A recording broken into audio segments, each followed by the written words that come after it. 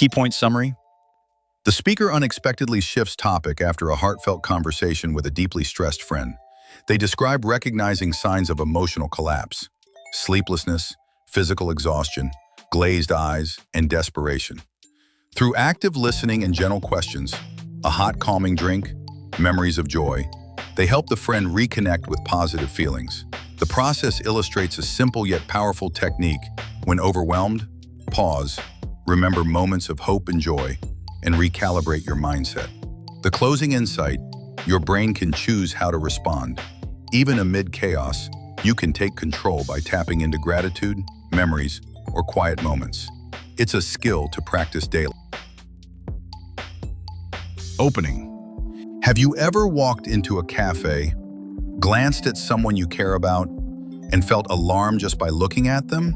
Not worried, real, gut-wrenching alarm. That's what happened to me last week when I met a dear friend. They looked like a shell of themselves, eyes hollowed out, face drawn. And inside, they told me they felt absolutely trapped by stress. No hope, just pressure collapsing from all sides. Today, I'm going to share exactly how that 30-minute conversation completely shifted their mood, and how it might just help you or someone you love when life feels suffocating. If you've ever faced burnout, despair, or felt like there's no way out, you'll want to stick around. I've broken this down into 3 clear steps you can start using right now. Plus, I've got real examples, real science, and a heartfelt takeaway you won't want to miss. Act 1, recognize and pause. Step 1, see it for real. When someone's stress isn't just hidden, it's lit up in their face. They may not say a word, but their body screams, sleepless lines around the eyes, drawn in cheeks, slow responses like a computer hitting a wall. Personal commentary.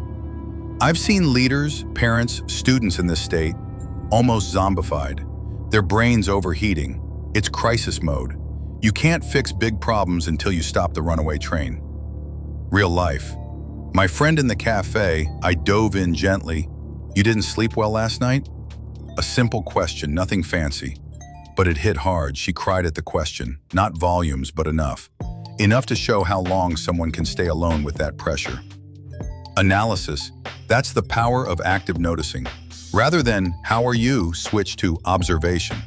You look exhausted. You're saying, I see you. That tiny shift builds connection. Scene illustration prompt number 1. Creeping close up in a cozy cafe. Silhouette of 2 friends sitting at a small wooden table. One friend's face gaunt and weary under soft, warm lights. Focus on sunken cheeks and glittering tear in the other's eye. Warm, muted tones, realistic, calm aesthetic. Act 2. Create a new reference point. Step 2. Pause the panic. You can't fix deep problems in the first minute, but you can stabilize someone's nervous system. My trick? A warm herb tea and a gentle pivot to memories. Real life. I suggested chamomile tea, no coffee, no cold drink. Then I said, tell me a memory that made you so happy, doesn't matter what. The result? She began. Her child's birth, the thrill of traveling someplace brand new. As she described it, I watched her face regain color, slowly but undeniably. She smiled again. New insight. That's not cliché, it's neuroscience. Studies show vivid positive memories shift your brain's biochemistry. Less cortisol, more dopamine. One connection, mirroring logic behind elite athletes. Most imagine their success long before the game. It rewires your state. Commentary. This isn't about think happy thoughts. It's about inhabiting a moment so fully that the stress around you is displaced. Scene illustration prompt number 2. In a softly lit cafe corner, 2 friends sit with steaming cups on the table. One gestures animatedly, face alight as they describe a heartfelt memory. Warm color grading, realistic textures, natural atmosphere. Host camera facing. Story time. A listener.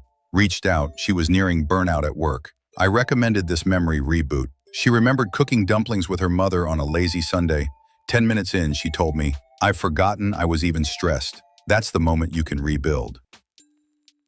Act 3. Takeaway technique and commentary. Step 3. Own your mindset. Stressful problems don't disappear overnight. Debts, deadlines, loss, they take work.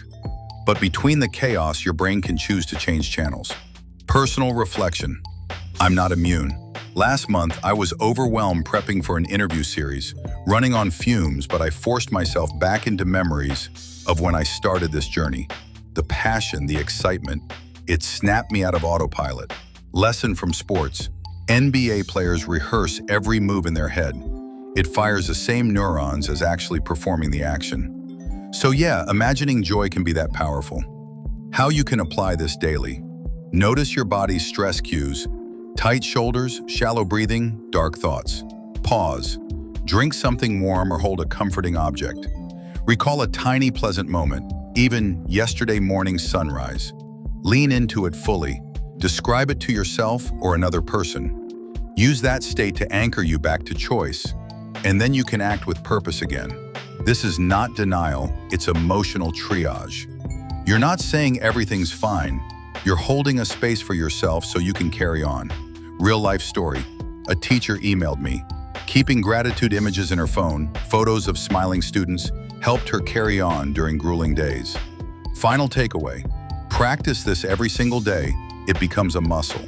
Over time, your baseline mindset shifts from reactive to resilient. Conclusion. Remember, you may be tangled in complex stressors that can't be solved in one sitting, but you are not powerless. By pausing, reconnecting with joy, and reclaiming choice, you can stop the spiral.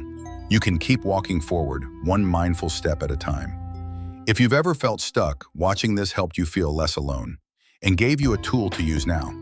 If that's you, comment below with your memory of joy. Let's build a community of resilience together.